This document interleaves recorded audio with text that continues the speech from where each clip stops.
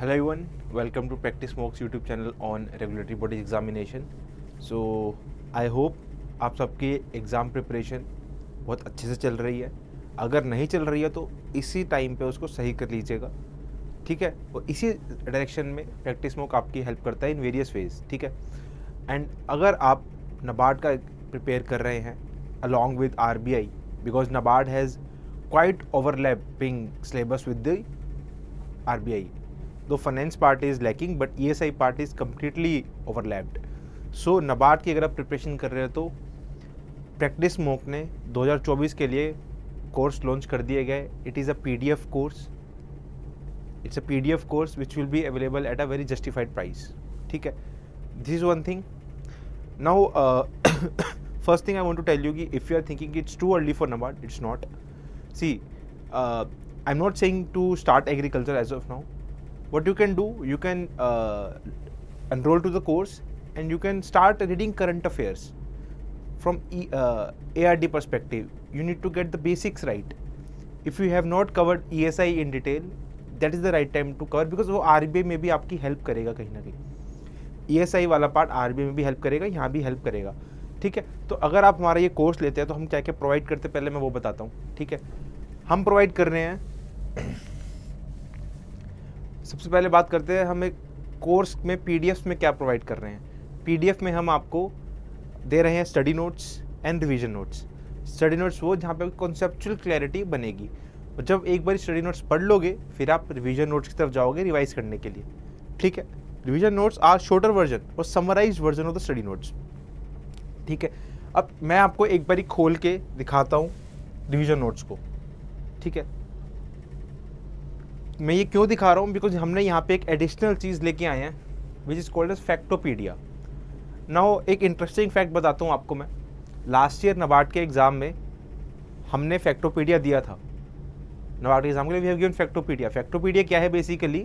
फैक्टोपीडिया के अंदर हम जो भी चैप्टर है उसको बहुत ही शॉर्ट में करके जो जो इंपॉर्टेंट टर्म्स हैं सबके बारे में लिखते हैं. नॉट ओनली टर्म्स, कोई इंपॉर्टेंट फैक्ट है, कोई इंपॉर्टेंट डेफिनेशन है जो आपको याद करना है, वो हम दिखते हैं.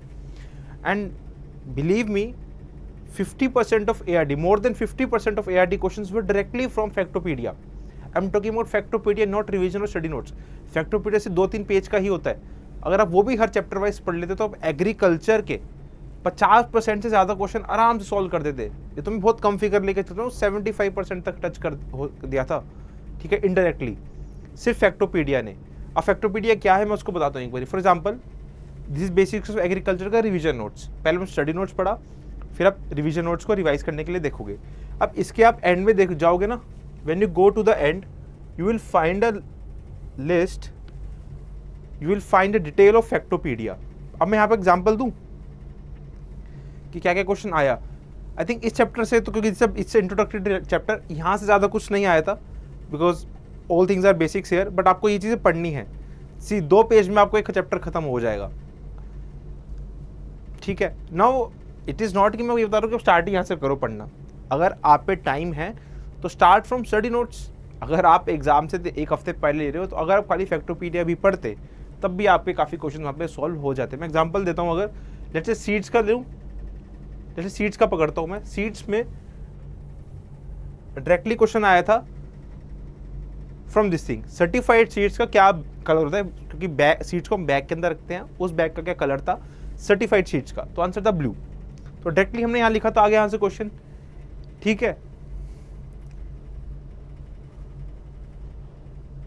सीड्स से क्योंकि एक ही क्वेश्चन आया था एग्जाम में तो यहाँ से वो कवर हो गया था. और मैं दूसरे चैप्टर लेता हूँ, let's say plantation and horticulture पकड़ता हूँ. ये बहुत ही इंपॉर्टेंट चैप्टर है नबार्ड के लिए.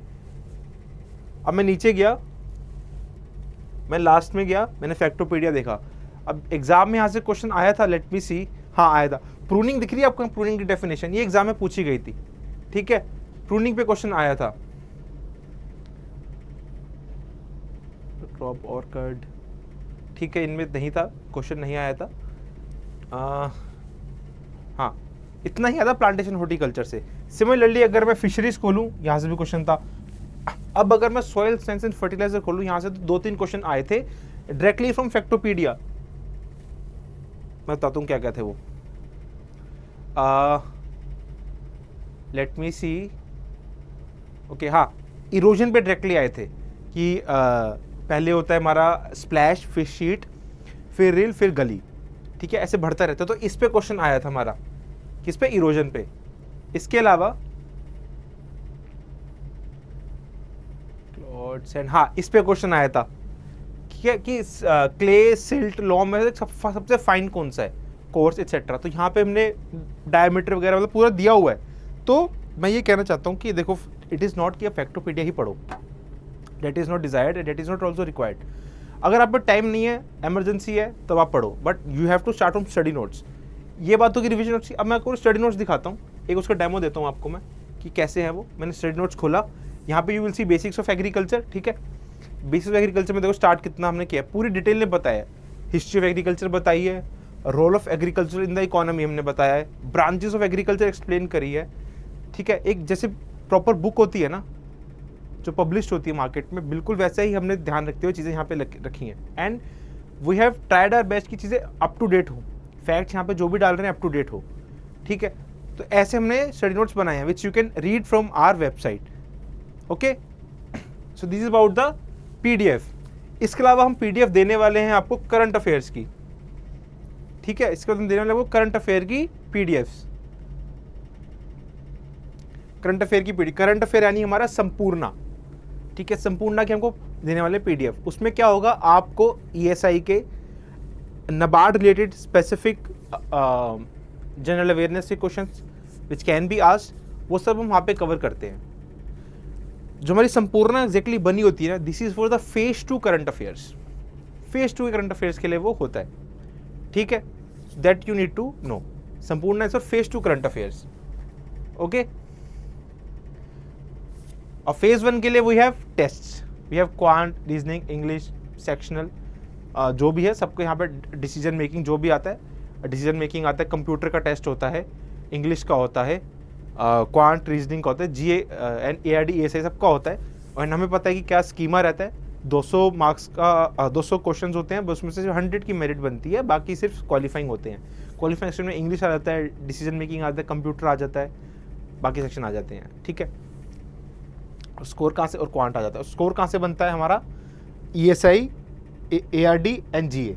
तो जीए और ईएसआई का यहाँ पे बहुत बड़ा रोल है।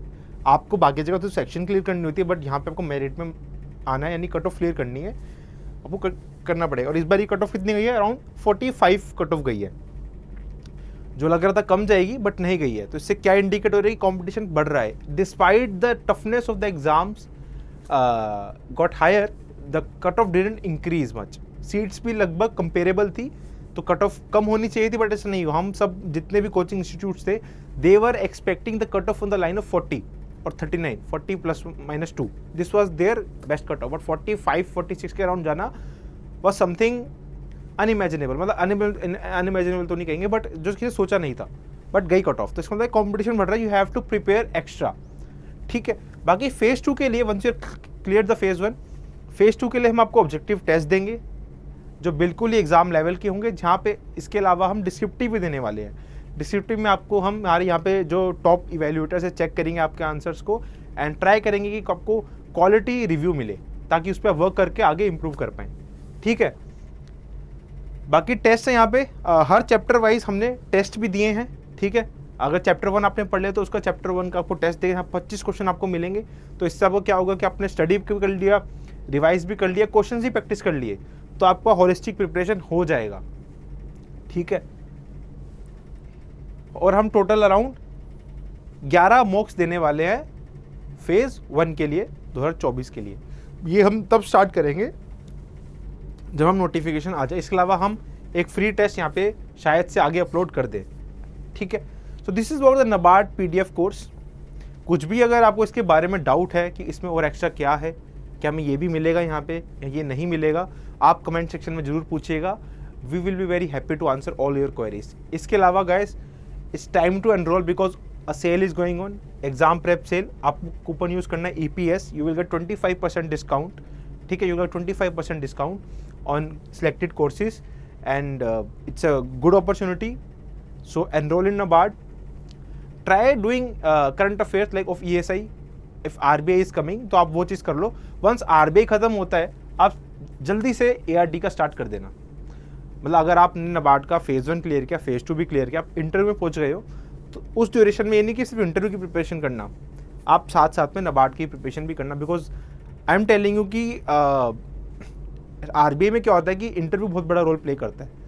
तो आप कभी नहीं कह सकते हो आपका फेज़ 2 क्लियर होने के बाद कि आपका श्योर सिलेक्शन है, बिकॉज इंटरव्यू में they give marks on very disparity basis. तो what you can do, you can enroll in the course once you are done with the ESI part and once the RBI or other exam which you're targeting for is over, then you can start for ARD। अगर आप खाली इसका prepare करो नबार्ड का, तो आप अभी से ARD में पहले लग जाओ। तो अपनी स्ट्रेटजी खुद से बनाओ, और स्ट्रेटजी को लेके भी कोई डाउट है आपको तो वो भी आप कमेंट सेक्शन में पूछ सकते हो, ठीक है। So thank you guys and all the best.